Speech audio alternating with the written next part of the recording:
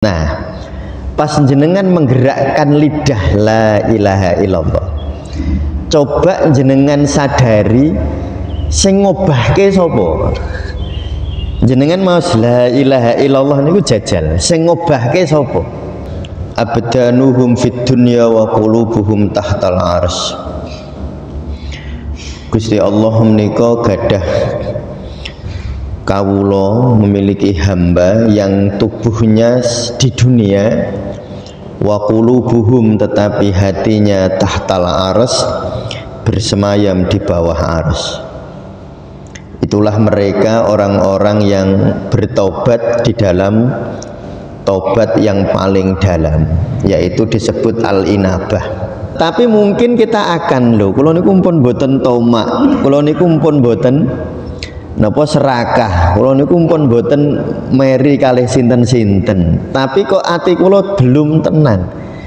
Berarti saya kudu diresiki yang namanya debu keakuan kita.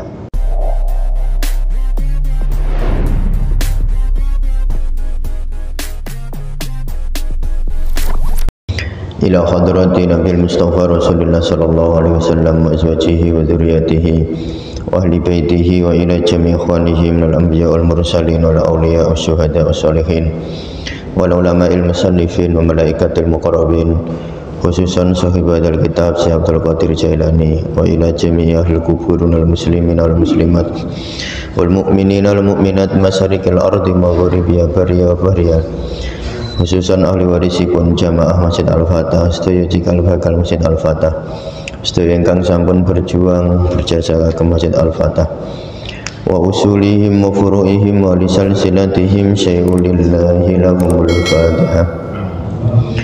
A'udzu billahi minasy syaithanir rajim. Bismillahirrahmanirrahim. Alhamdulillahi rabbil alamin arrahmanir rahim maliki yaumiddin.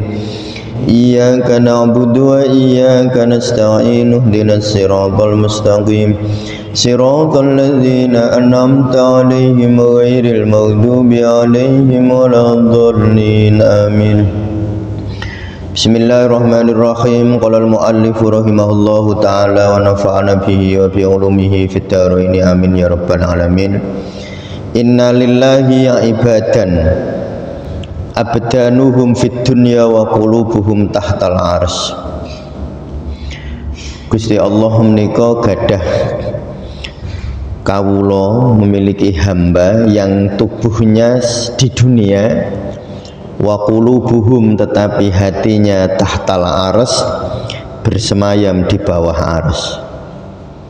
Itulah mereka orang-orang yang bertobat di dalam tobat yang paling dalam, yaitu disebut al-inabah. Jadi tobat niku wonten tobat orang awam namanya taibun, tobat dari hal-hal yang bersifat syariat. Asale ora salat dadi salat, asale ora poso dadi poso, asale ora zikir dadi zikir. Niku taibun. Nah, setelah orang taibun, tobatnya diperdalam, lebih dalam lagi, bukan hanya tobat toto lahir, tetapi tobat toto batin. Secara batiniah betul-betul dibersihkan hatinya dari iri dengki, dari kekesalan, kekecewaan yang bersifat egoistik. Diresiki atine niku, nah itu namanya tawab, tobatnya sungguh-sungguh. Tetapi ada lagi tobat yang lebih dalam ternyata, yakni tobatnya khawasil khawas, orang-orang khusus, para nabi, para wali, para kekasih. Tobatnya bukan hanya dari sifat-sifat yang buruk di dalam hatinya, tetapi merasa bisa saja niku pun ditobati. Ya Allah, kok kula niku kok rumangsa iso. Nah, itu seperti ceritanya Nabi Daud. Nabi Daud didatangi dua orang, sebenarnya malaikat ya. Lalu dua orang ini minta keadilan kepada Nabi Daud. Setelah diberi keadilan, dua orang ini lalu pergi. Nabi Daud sadar, terus beliau malah minta ampun. Wastaghfara rabbahu wa anab. Nabi Daud itu terus minta ampun kepada Allah, padahal habis melakukan kebaikan, tetapi kok istighfar. Maka para sufi lalu merenungi hal itu. Oh, ternyata Nabi Daud itu istighfar bukan karena melakukan kesalahan, tapi karena merasa iso nglakoni bener. Rumongso aku sing nglakoni, rumongso aku yang memberi, rumongso aku yang memberi kebaikan. Niku tobat yang sangat dalam. Misalnya jenengan wonten napa niku kotak infak teng masjid. Nek tobate wong biasa ya infak ngoten mawon. Dhisik biasane ora menehi terus menehi, itu tobatnya orang biasa. Kalau diperdalam lagi ketika infak niku niate ngresiki atine ben ora banget nek seneng dunia. Nah, tobatnya orang yang khusus, khawasil khawas, khususnya khusus niku ketika memberi infak iku rumangsa iki aku menehi. Lah ana aku niku mawon pun ditobati niku nih. Rumangsa iki duitku lho ana aku. Nah niku mawon pun ditobati. Nah itu tobatnya orang khawasul khawas seperti Nabi Daud ngelakoni bener habis memberi keadilan kepada rakyatnya, tetapi kok istighfar bukan karena salah, istighfar karena rumangsa iso nglakoni bener, nglakoni seakan-akan yang melakukan napa keadilan niku piyambake niku mawon nggih ditobati. Misalnya kita ini zikir la ilaha illallah, kita merasa aku sing zikir lah, ngoten mawon ditobati, bukan tobat dari kesalahan, tapi merasa aku iso zikir niku ditobati, diresiki rasa keakuannya. Lah orang-orang semacam itulah yang disebut abdanuhum fid dunya wa qulubuhum tahtal ars. Ketoke awake ning donya tetapi hatinya berada di bawah ars.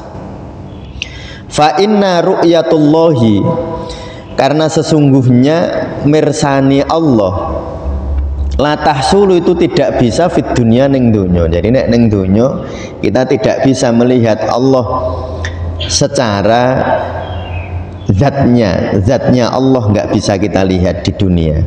Bal tahsulu ru'yatu sifatillahi ta'ala, tetapi mirsani sifatnya Allah Ta'ala niku teng donya. Jadi ning donya niku kita bisa menyaksikan sifat-sifatnya Allah.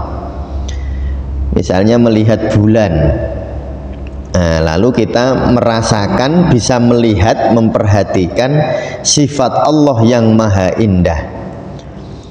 Melihat langit, bumi, gunung, perbukitan, samudra, ombak, gelombang, itu kita sebenarnya sedang melihat sifat-sifat Allah di dunia.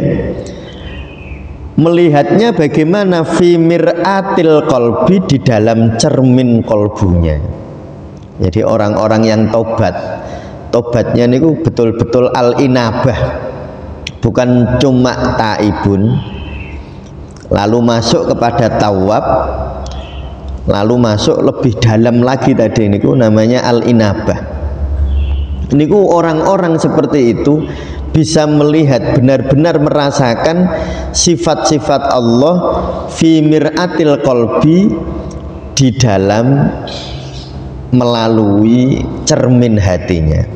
Kama qala Umar, seperti dawuh Sayyidina Umar bin Khattab radhiyallahu anhu, ro'a qalbi rabbi, ro'a aku ngerti, ro'a ngerti apa qalbi hatiku, rabbi akan Tuhanku, binuri qalbi binuri rabbi, dengan cahaya Tuhanku. Fal qalbu, maka yang disebut hati itu mir'atun, adalah cermin li aksi jamalillahi ta'ala, memantulkan keindahan keagungan Allah subhanahu wa ta'ala. Jadi kalau hati kita niku keruh ya, ibarat cermin niku, cerminnya kotor, banyak debunya. Niku nek wonten sinar, sinare enggak memantul karena cerminnya kotor. Padahal sinare wonten terus. Jadi sifat jamalillahnya Allah, sifat keindahan Allah niku terus menerus.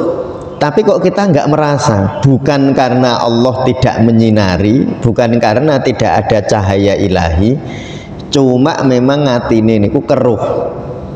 Ibarat cermin, cerminnya keruh sehingga tidak memantul cahaya-cahaya ilahiyah. Jadi kalau kita ibaratkan niki cahaya ilahi memantul, menyinari kita terus. Tetapi di tengah-tengah niku ada kolbu kita, ada hati kita. Kalau ini sinarnya terus tetapi kolbunya tidak jernih, cahayanya nggak bisa masuk ke dalam diri kita, ke dalam pancer kita, nek cara Jawa, diri sejati kita, ke dalam ruhani kita. Nggak bisa karena dihalang-halangi kolbu tadi, dihalang-halangi kolbu yang keruh tadi. Sehingga tugas perjalanan ruhaniyah kita niku menjernihkan kolbu. Lah sing marai kolbu niku mboten jernih, nomor siji dosa-dosa syariat.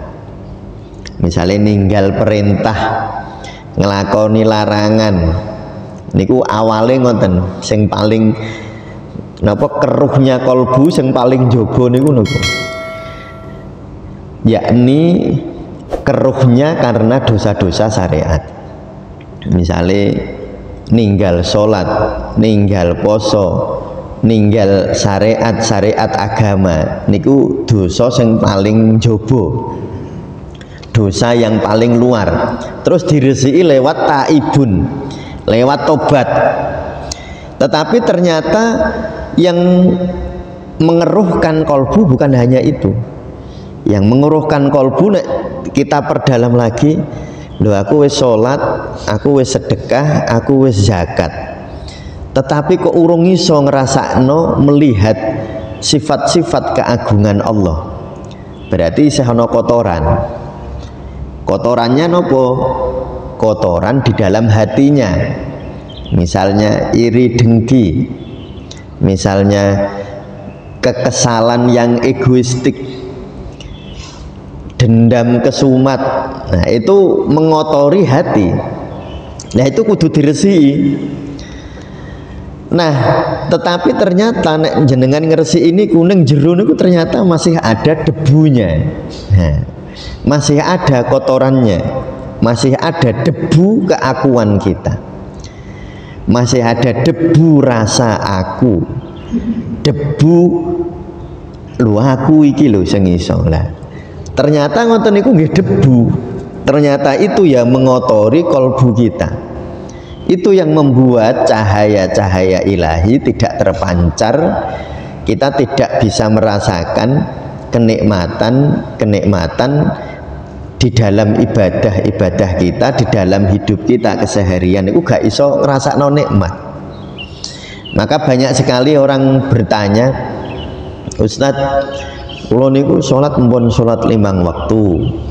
Kula niku tahajud nggih mpun. Kula niku poso nggih mpun. Kula niku wis nglakoni kuatah sangat kebaikan-kebaikan. Tetapi saya kok nggak bisa merasakan kedamaian ya. Kok saya belum damai, kok saya belum tenang ya. Berarti kotoran sing jaba wis resik tetapi kotoran di dalam belum.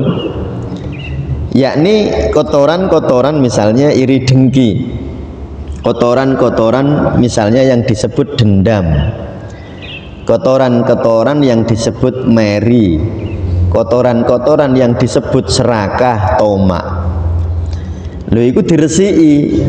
Tetapi mungkin kita akan kula niku pun boten tomak, kula niku pun boten napa serakah, kula niku pun boten meri kalih sinten-sinten. Tapi kok ati kula belum tenang.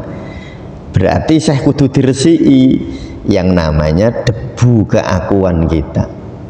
Kadang-kadang makanya ya kalau kita membaca nasihat-nasihat para ulama, nasihat orang-orang bijak, nasihat para kekasih, zikir paling dhuwur, zikir paling mulya adalah zikir ketika kita sadar kita dizikirkan Allah.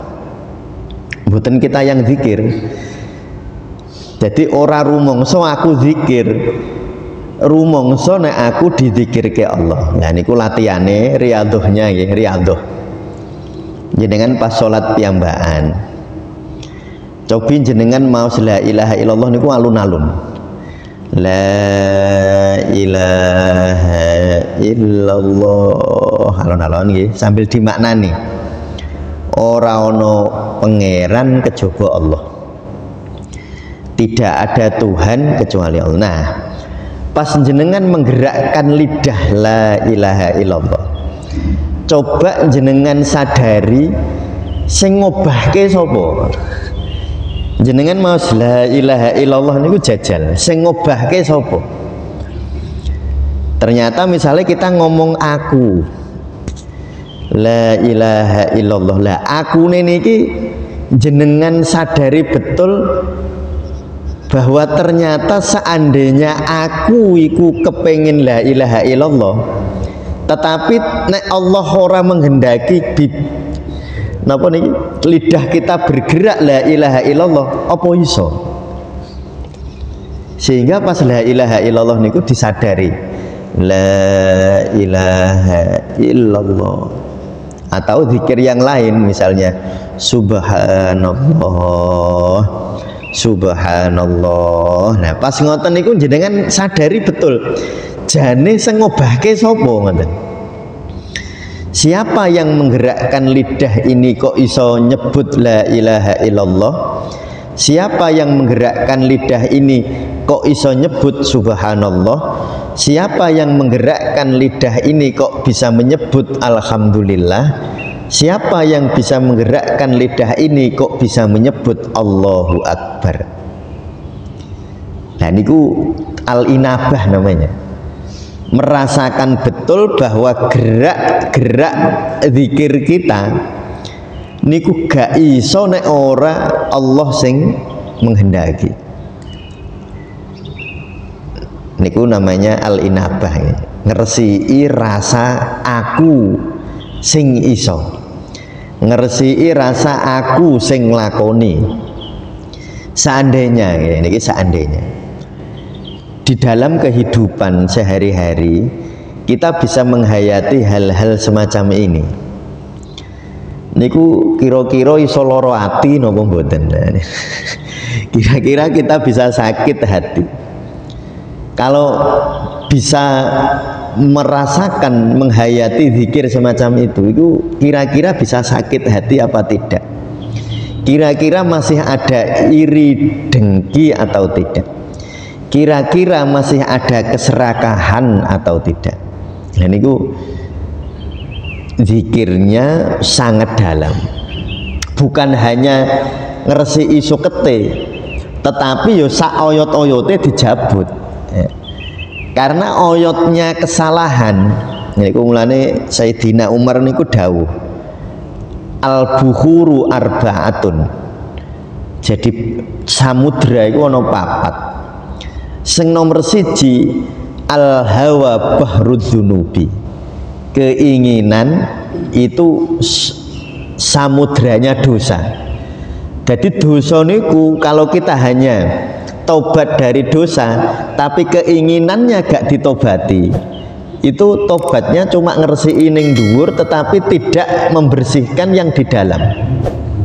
Tetapi wonten meneh sing luwih jero, as-syahwatu. Syahwat niku samudra.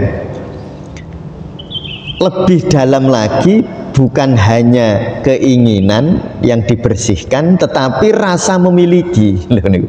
Wis jero meneh.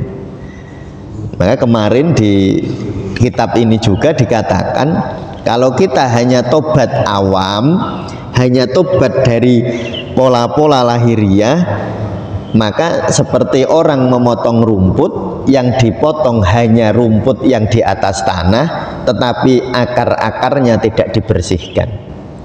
Efeknya untuk sementara bagus, rumputnya bersih, tetapi nanti dia bisa tumbuh dan tumbuhnya bisa lebih banyak. Niku padha karo tiyang dulu ora tau salat terus salat. Nah, rumangsane wis tobat. Bareng wis salat langsung sombong di hadapan orang-orang, kesana kemari cerita, wah aku wis tobat tenan. Nah, salat tetapi muncul dosa-dosa baru, dosa-dosa batiniah sing disebut sombong, sing disebut niku wau, yang disebut ujub takabur.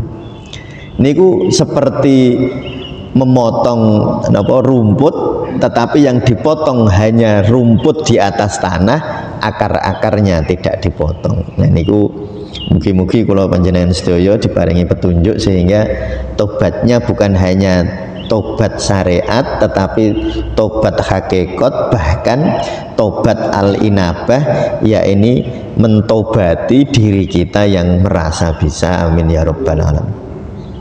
Maula ya sholli wa sallim daiman abadan ala habibika khairil khalqi kullihim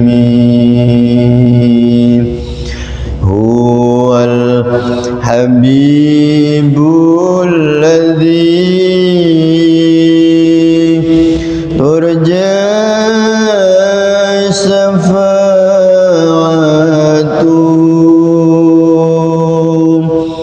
likulli hauli minal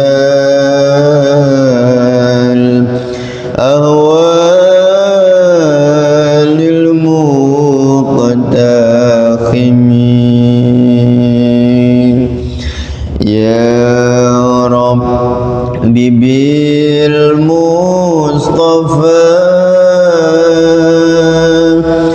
baligh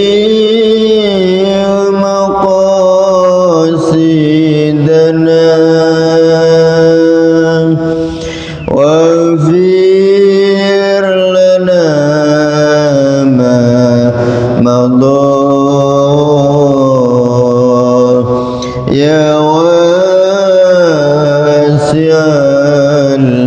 karami. Allahumma salli wa sallim wa barik alaihi. Al-Fatihah. Bismillahirrahmanirrahim. Alhamdulillahi rabbil alamin. Arrahmanirrahim. Maliki yaumiddin. Iyyaka na'budu wa iyyaka nasta'in.